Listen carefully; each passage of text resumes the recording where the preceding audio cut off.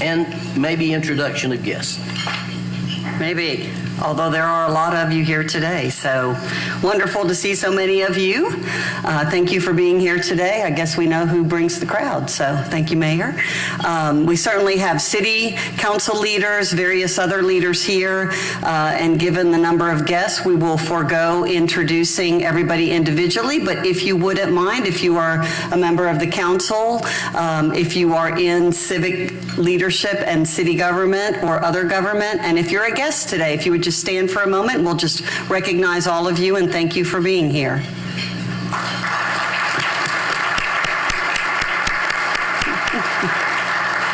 Wonderful. So, as we hear the mayor's state of the city, I thought it would be great on this Did You Know? As many of you know, I'm still a relative newbie. I've only lived here about 7 years. So I thought I would gather some facts. I've always got my resident historian here to keep me honest on what makes so very unique that maybe you know, maybe you don't know. I have a relatively new anchor here who has some experience in Alabama, so maybe she already knows. Of course, as Kiwanians, we should all know that Vulcan is the largest iron statue in the world. Please don't admit if you don't know that. We do sit in Jones Valley, hopefully you know this too, where there are all the minerals needed for making steel. They exist in one spot, which was obviously a key catalyst for making us the magic city for growth, way back when those were discovered. You might know that at one time we had a beautiful set of skyscrapers that dominated the skyline in 1911, and that then was coined the heaviest corner on earth, which is 20th Street and First Avenue North downtown. We are home, of course, to the amazing Rickwood Field, which is the oldest professional baseball park in the United States. So hopefully you know that too. This one I did not know, even though we sit atop Red Mountain. Not Red Mountain Park, but Red Mountain Park at 1,200 acres is bigger than Central Park. So I'll remind our Hearst Television corporate folks in New York about that on a regular basis. Our sister city is Hitachi, Japan, so we sent them a replica of Vulcan, much smaller, mind you. And if you have visited the Birmingham Botanical Gardens, you've had a chance to see the beautiful stone lanterns that Hitachi returned as a gift to us, which is wonderful. And here's another one I didn't know, but I should have figured it out looking at some of the city streets. No, it's not potholes. But up until 1953, we had a complete streetcar system. And at that time, it was second only to the size of San Francisco's streetcar system. So now you know, if you didn't know. So thank you for obliging me and the things I didn't always know. So on to what we do as Kiwanians, which is most important, which is serving our community and remind you that the Kiwanis Youth of the Year Scholarship opportunity is the way that we build generations of leaders, and the scholarship applications are now open, but time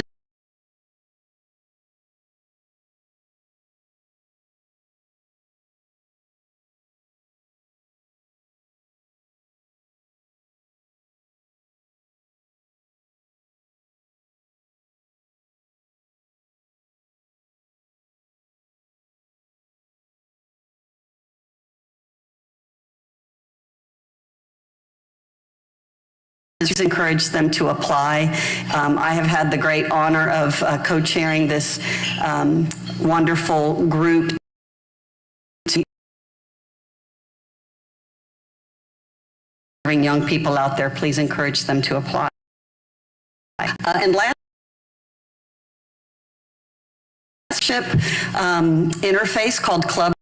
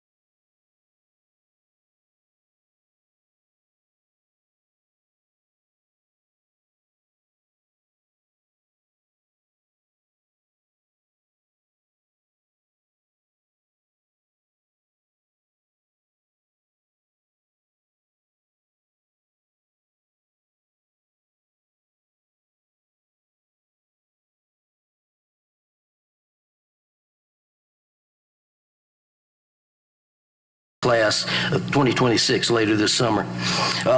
As I preside over this club, you know I'm a fan of alliteration. We try to do something a little different each Tuesday.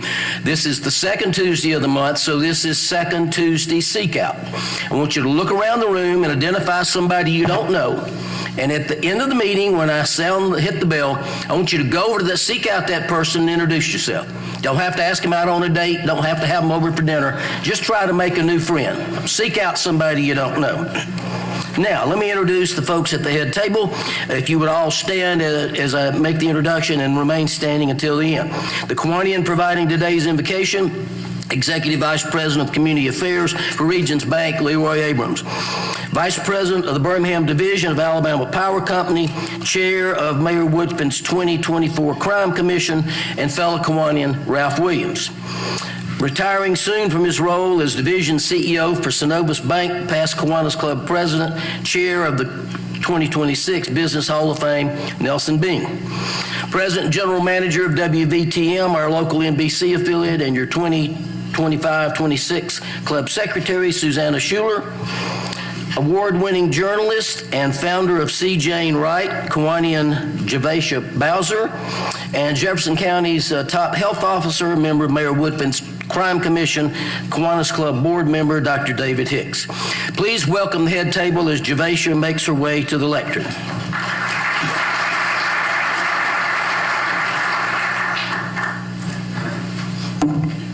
Good afternoon. Randall Woodfin is a history-making mayor. When he was sworn in as the 30th mayor of Birmingham in 2017, he made history as the youngest mayor in over a century. When he was recently elected to serve a third term, he made history with his landslide victory, garnering 75% of votes. When you're a son of Birmingham, making history is embedded in your DNA. Randall Woodfin is a history-making mayor because he was born and raised in a history-making city. He's a product of the magic that defines us, a city whose legacy of building would evolve from steel mills to startups, a city whose bold defiance and heart for justice built the blueprint for civil rights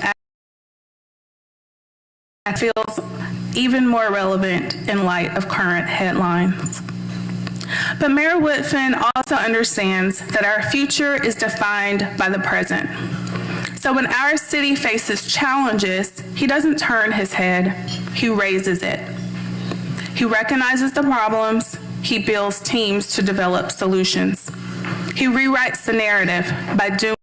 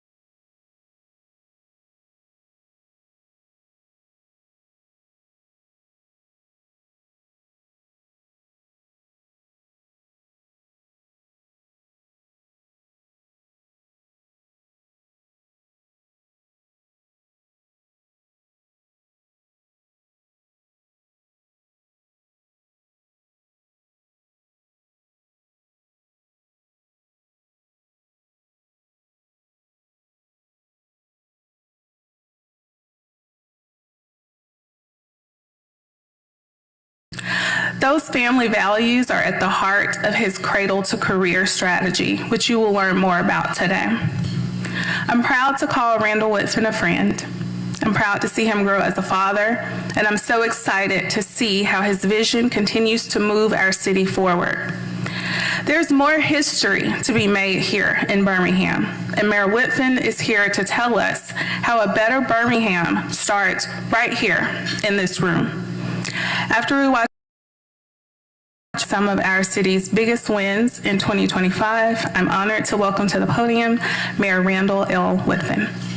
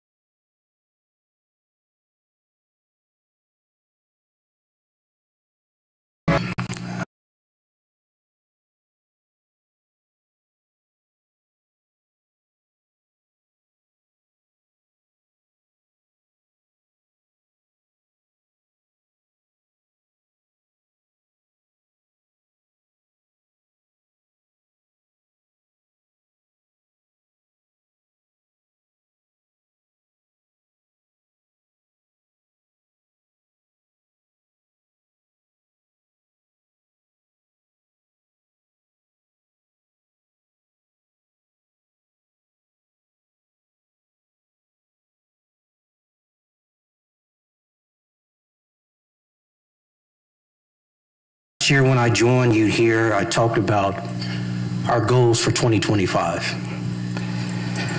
How we vow to make public safety not just the number one, but the number two and the number three priority. How we vow to reduce gun violence in our city. How we vow to reduce homicides. And how we vow to raise our police recruitment. And yes, even though I am standing up here on this podium, standing all the way up here, I heard the murmurs. I saw some of the faces. Some that included doubt. Some of you thought that Birmingham would be in the same position 365 days later related to public safety. But I am here to remind you, Kiwanians, of two undeniable facts. Two undeniable facts about this city, our city, Birmingham. We make the possible, or we make the impossible. We make the impossible possible. And we do it when we are a city united. I want to step back and thank Javasia for that amazing introduction. But one of the things she didn't share was that we believe in playing team at City Hall. And when we do that, you get the results you see here.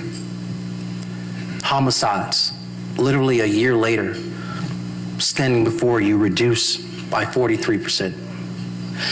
A year later, total violent crime down 5%, which is really important. But I also want to talk about something else, which is called the clearance rate related to homicide investigations. You see, for far too long, many families were not only left with grief, but with questions and concerns about who took their loved one. Well, thanks to the leadership of the Birmingham Police Department in 2025, we saw almost a 90% clearance rate. Put another way, 9 out of 10 homicides that occurred in our city, the person responsible was arrested. That is a 31% higher rate than the year before. Police staffing at 100%. After a very aggressive, and thanks to our Birmingham City Council, who, by the way, is still in a city council meeting, which is why you don't see them here yet. Thanks to their support of a $16 million recruitment and retention plan and campaign effort that was then led by BPD, police staffing is now at 100%. That is 268 officers hired in 2025, set by the standards of the state of Alabama as it relates to how to become an officer in this state.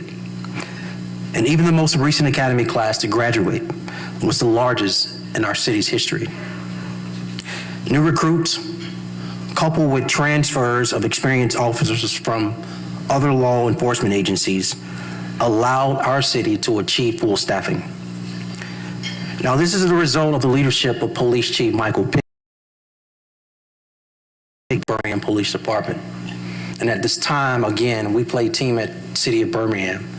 I think it's important that he stand and be acknowledged for all of his hard work.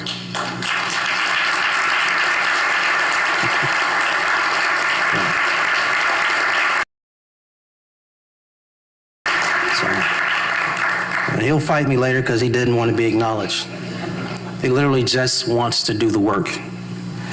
But it wasn't just Chief Pickett and the men and women of the Birmingham Police Department. It was also the results of the input from the Birmingham Crime Commission, co-led by Ref Williams of Alabama Power, along with Lee Steislinger of Altech, who could not be here with us today, along with General A.C. Roper, who is with us today, and along with my friend and advisor who gives me guidance on how to become a better leader all the time, that's John McMahon. Along with Mr. Hicks, or Dr. Hicks, that is, of the Health Department, and many others in this room and not in this room, who took time as civic leaders, as business leaders, as community leaders, for all of us to come together and say, what can we do as a collective in the community to address public safety and decrease violence in our city? I'm happy to say that as a result of the input from the Birmingham Crime Commission, which reported their research and recommendations literally a year ago this month, we have taken this report not only seriously, we can now say 75% of their 82 recommendations are active or are in development and completed. That is a big deal, and they are also to be commended, so please stand and be acknowledged as well. Those whose names I call.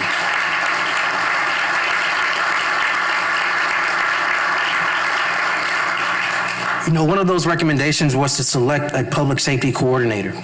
And the whole notion around that was to drive strategy, integration, and execution on behalf of the city of Birmingham, the mayor, the police department, and public partners.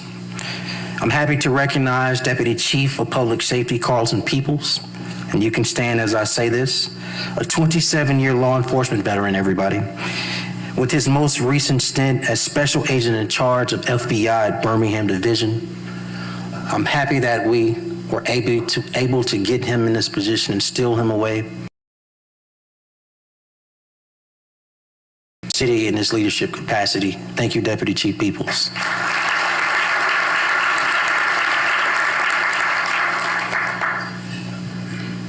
I thought it was important for them to not only be here, but to stand and be recognized, is because the credit doesn't belong to one person. The success I just shared didn't come by accident. The success I just mentioned did not come by accident. Our gains in public safety are the result of a unified, coordinated plan. That is the same strategy. That is the same strategy we must take in stimulating our economy, job creation, and economic. A coordinated plan, one vision, how we hold ourselves accountable, metrics. You see, when our streets are safer, Kiwanians, our city is more enticing to business and our economy is stronger. But we got to have an honest conversation. We've had real challenges with speaking as one and moving as one on all matters of economic development. This is everyone working economic growth in Birmingham right now. Take a look at this. Now, some of you organizations, and there's no knock to any of them, but do we have a unified front? Is there a coordinated plan? Is there one collective vision? Are we holding ourselves accountable? Are there shared metrics? These are real questions that I'm happy to tell you I've been in the trenches with various leaders in these spaces answering. We've had some wins, but we also have to be clear and honest. We want Birmingham Business Alliance and Prosper in the city of Birmingham and many of the other organizations you see here to speak with one voice, to have vision, one shared metrics of how we move economic development. And that's been the challenge. Were you all aware that our region has pulled together more than 50 plans over the years to address certain segments of the region or our economy? It's a lot of plans, everybody. Some that have sat on shelves and collected dust after all this money has been spent. But that's why I've been meeting with those groups and others to personally ensure economic development is a priority for all of us. So let me be clear in this moment, Kiwanians. When our backs were pushed against the wall and public safety was at its worst and homicides were at its worst in our city's history, there was a clear mandate to fix it. And not alone, but with a team approach and a unified approach. I will do everything I can as a leader of the city to do the exact same thing for economic development. This is a defining moment related to economic development and our economic identity, not only as a city, but as a region. With other mayors here, such as Mayor Smith and Mayor Anders, who I appreciate being here, and all the other mayors in Jefferson County, along with the County Commission and the Birmingham City Council, we stand united as elected officials. But it's also important. Steve Amons of BBA and J.W. Carpenter of Prosper and all the other organizations, leaders I don't have the time to name, that we come together and coalesce around how do we move economic development in this city. But here's the reason why. Central Alabama is only as strong as Birmingham is. Some of you all missed that. Central Alabama is only as strong as Birmingham is. And right now we need to be stronger. It's time to break down the silos. And it's time for all of you under the sound of my voice to get involved. So after all this work we will do this year, I will not allow any of us in this room, Kiwanians, civic leaders, corporate leaders, small business owners, entrepreneurs to sit on the sideline and or remain in your silos. Birmingham, the good news, is still driving the state's economy due to the success of our entrepreneurs. And let's also be clear, Birmingham is open for business. But as with every business decision, Kiwanians, we take calculated steps for the betterment of our clients, of our customers, and in my case, for the residents of our city. We did that when we worked hand in hand with CHIP, and we're still supporting efforts to redevelop the Caraway and Montclair hospital sites. And now we're trying to secure the next chapter of the Birmingham Southern Campus. And even when we're just playing a supportive role as a city, even when we're playing just a supportive role, projects like these take a significant toll on the city. The reality is, Kiwanians, great things are happening and we want to make sure Birmingham remains competitive in the South, not just with cities within our state. On all job opportunities, whether you're in manufacturing, or in a lot of our cases, biotech related to the next venture of Birmingham's economic identity. We will continue to look for the next big opportunity, but at City Hall, we also have a very clear mandate to make sure it is done in the most equitable way it can be done. Again, they've been acknowledged, but I want to acknowledge Birmingham Prosper, and I also want to acknowledge BBA for being in the trenches with the city of Birmingham the last 2 years hashing this out. And now in 2026, we put our foot all the way down on the gas pedal and get this right for the future of our economic identity and direction.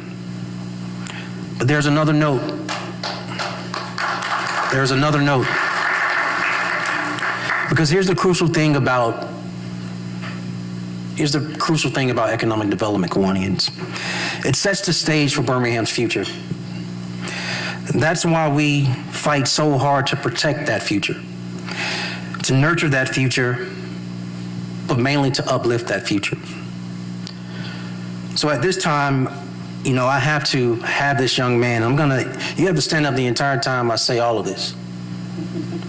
Dr. Mark Sullivan of Birmingham City Schools.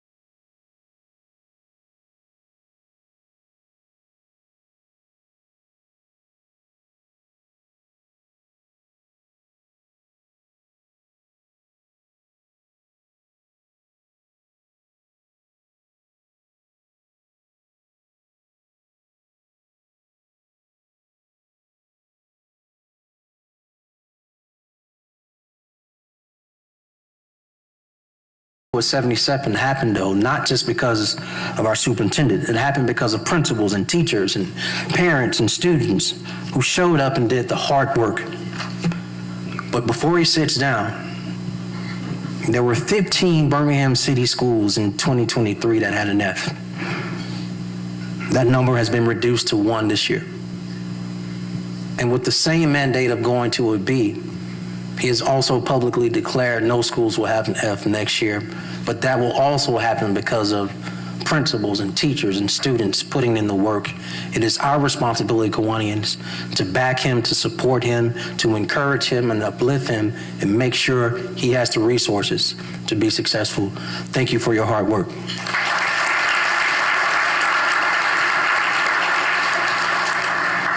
The Birmingham Promise, many of you all know that's my baby. There's no better way to put it. The Birmingham Promise has transformed more than 1,600 young lives and provided more than $15 million in tuition assistance. That's thanks to a genuine public-private partnership that we continue to lean on to this day.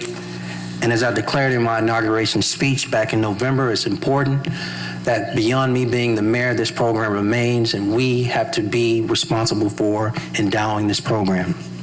Small Magic, another program that is led by our good friend, Ruth Ann Moss. That is not her name. Ruth Ann. Small Magic is our early childhood education initiative. And to explain this program, I think it's important I slow down and tell you, this program allows us to put tools in the hands of parents and caregivers at the most critical stage of their children's brain development. It helps our youngest children maximize their school readiness. In fact, it is the largest implementation of early education technology in our entire country.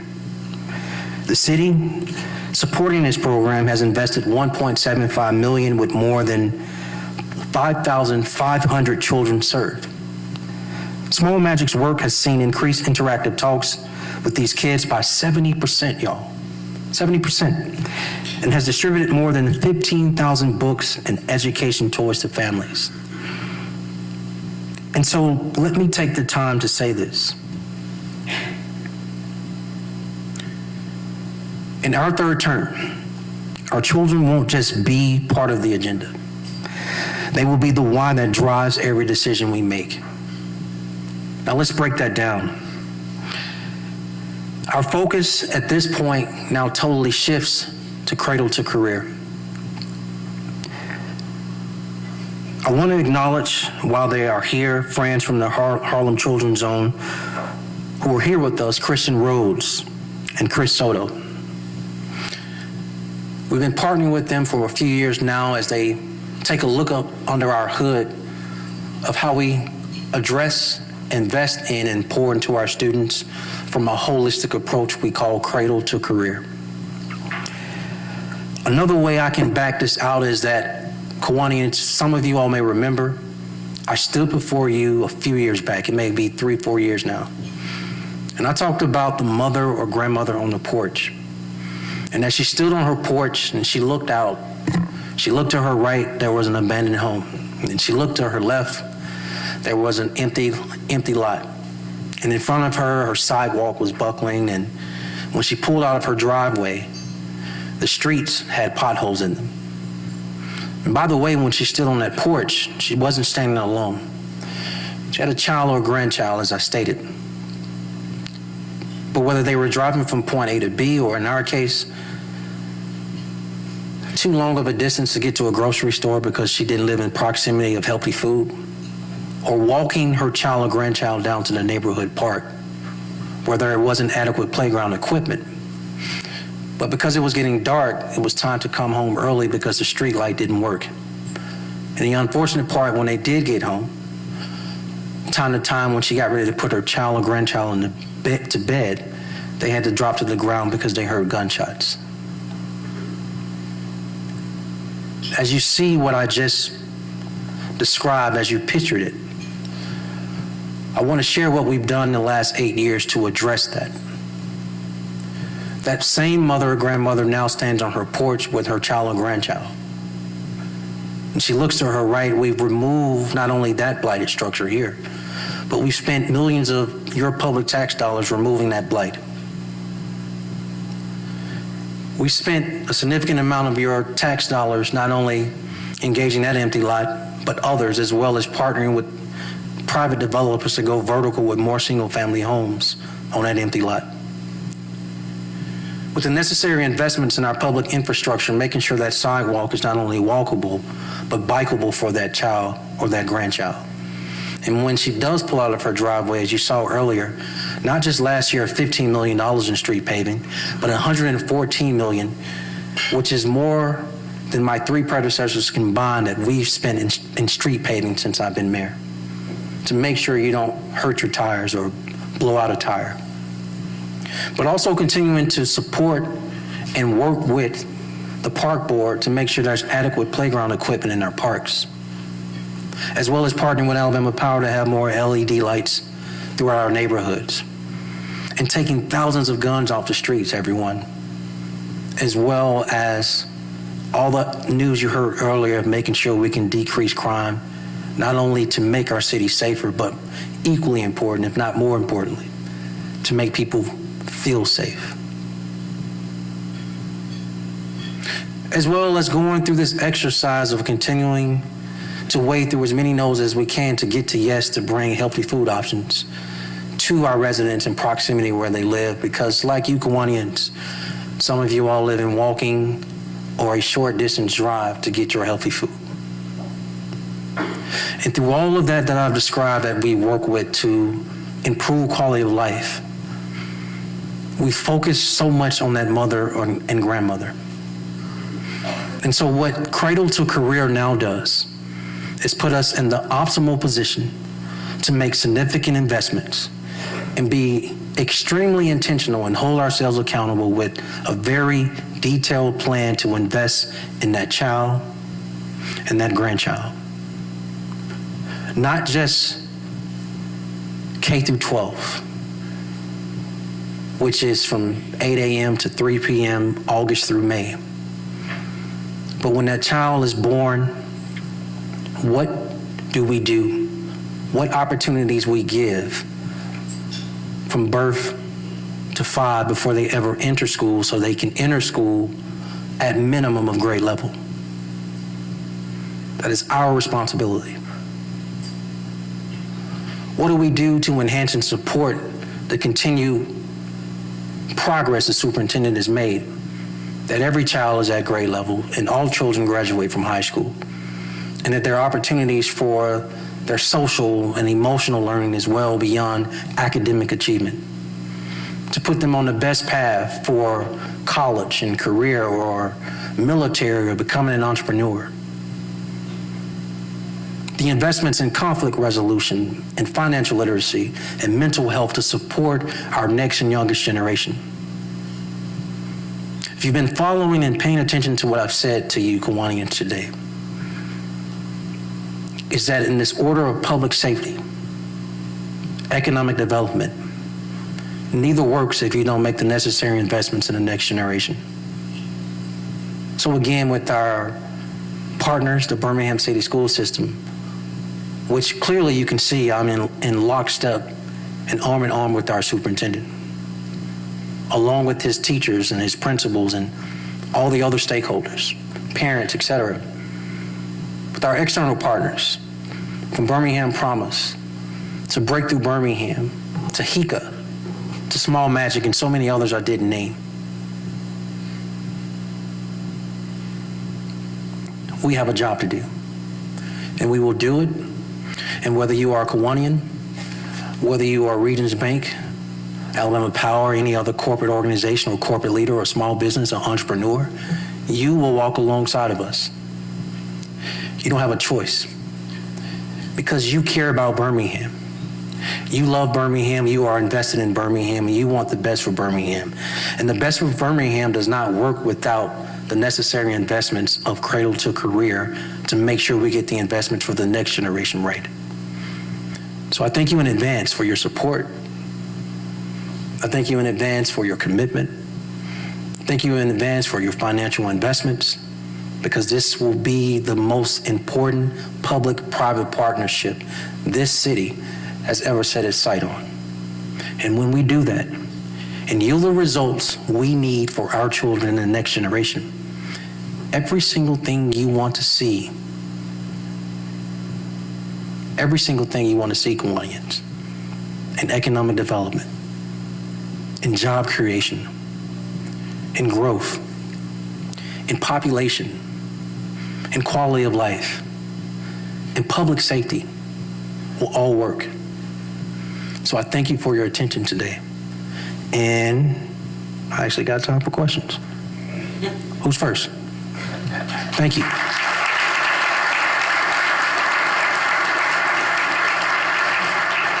Yes, ma'am. Hey, Mayor, Representative Bowles from the Legislative Committee Center. Hey, Brooke. I love everything you have to say today. I love to hear how closely your team is working together. My question is, in this climate of hate and division that we're all experiencing, whether it's anti-Semitism or the brutality of an ICE agent, do you have a vision for bringing people together, uniting people across such division? I do, and I share that vision with the council. And since I've been speaking, one of the counselors has had the opportunity to come in, and that is Councilor Crystal Smitherman, who I want to acknowledge, everybody.